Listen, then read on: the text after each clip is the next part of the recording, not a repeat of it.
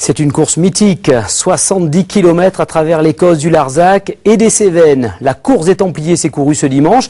Départ à 5h15 ce matin pour près de 3000 fondus qu'ont suivi Denis Clerc et Yannick Le Ternier. La grande course des Templiers à Nantes commence toujours la veille autour d'une bonne table. Il vaut mieux courir le ventre plein pour bien digérer le lendemain les 70 km d'un parcours éreintant réputé dans tout le pays. Ça c'est l'esprit du trail.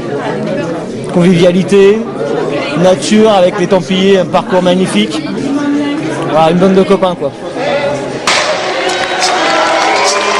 Puis voilà le grand moment, immuable depuis 1995, le départ à 5h du matin sur une musique enivrante.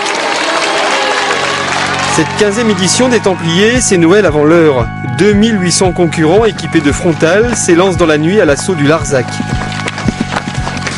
Les meilleurs trailers de France communient avec les 100 grades, tout aussi courageux.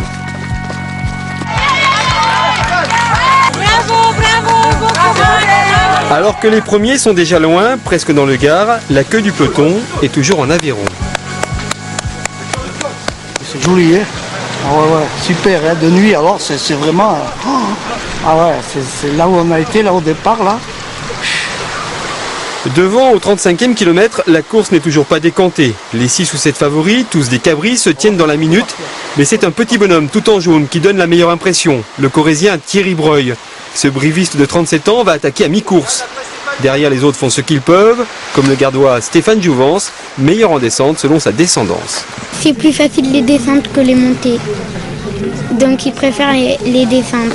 J'ai attrapé des crampes, il y a Franck qui m'a fait... 3200 mètres de dénivelé sur des sentiers très techniques, c'était pour les hommes forts comme Thierry Breuil ou encore le champion du monde en titre Thomas Laure-Blanchet de Clermont-Ferrand, 3e. À l'arrivée, c'est le Corrézien le plus rapide, les 70 bornes en 6h27. Il fait coup double en devenant champion de France de trail. Les Templiers, c'était son rêve. Le summum, c'est Noël, c'est... Je sais pas, c'était vraiment la course que, en quelque part, en ayant perdu 2 fois, je me disais je gagnerai jamais. La victoire de l'expérience est derrière des arrivées pleines d'émotions pour ces coureurs amateurs, tous très professionnels. À noter la belle 10e place d'Emmanuel Gau, d'Uzès, premier régional.